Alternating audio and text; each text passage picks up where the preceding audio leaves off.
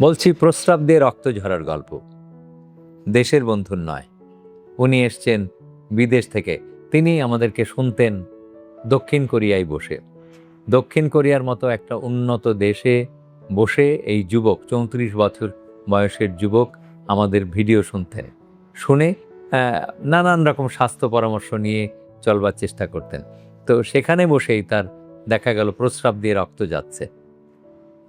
প্রস্রাব দিয়ে রক্ত যাওয়ার সাথে সাথে যেহেতু আমরা স্মরণ করিয়ে দিয়েছি যদি একবারও রক্ত যায় তাহলে অবশ্যই ডাক্তারের পরামর্শ নিতে হবে।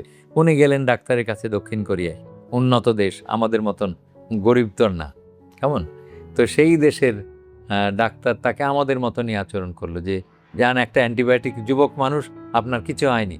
মানে যুবক হলেই তার ক্যান্সার হয়নি বলে ধরে নেয়।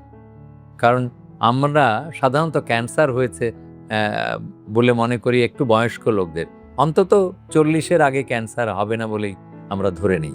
কিন্তু এই ছেলেটির, এই যুবকের বয়স ছিল মাত্র 34 বছর। তো তাকে সিস্টোস্কোপি না করে ডাক্তার সাহেব একটা অ্যান্টিবায়োটিক লিখে দিয়ে ছেড়ে দিলেন। কিন্তু এই যুবকের বাড়িতে আসার পর থেকে তার মনের মধ্যে খচখচ করে কাঁটা বিঁধতেই থাকলো। তিনি আবারও আমাদের ভিডিও রিওয়াইন্ড করে মানে পুনর্বার দেখলেন যে না, আমরা জোর দিয়ে বলছি যে অবশ্যই সিস্টোস্কোপ করতে হবে। তখন তিনি আবারও এসে ডাক্তারের কাছে গিয়ে, এবার বিদেশে কিন্তু এভাবে বলা যায় না, ডাক্তারকে আপনি উপদেশ দিতে পারেন না, তারপরেও সে জোর দিয়ে বলেছে যে আমার স্যার বলেছে সিস্টোস্কোপ করতে হবে, কেন আপনি করছেন না? এবার জোর দিয়ে বলেছে। তখন ডাক্তার সাহেব সিস্টোস্কোপ করেছেও না।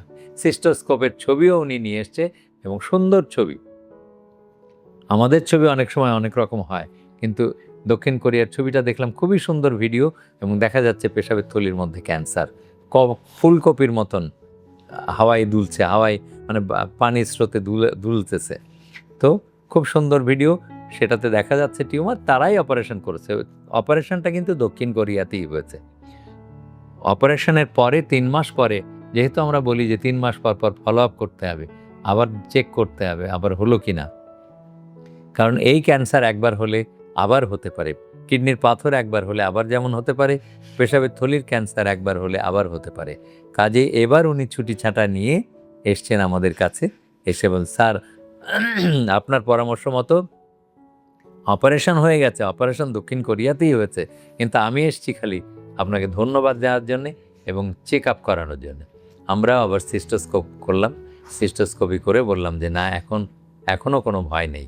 তো এই চেক আপটা থাকবে তার 2 বছর পর্যন্ত, কমপক্ষে 2 বছর 3 মাস পর চেক আপ করতে হবে, করে দেখতে হবে আবারও ক্যান্সার গজিয়ে উঠছে কি উঠে নাই।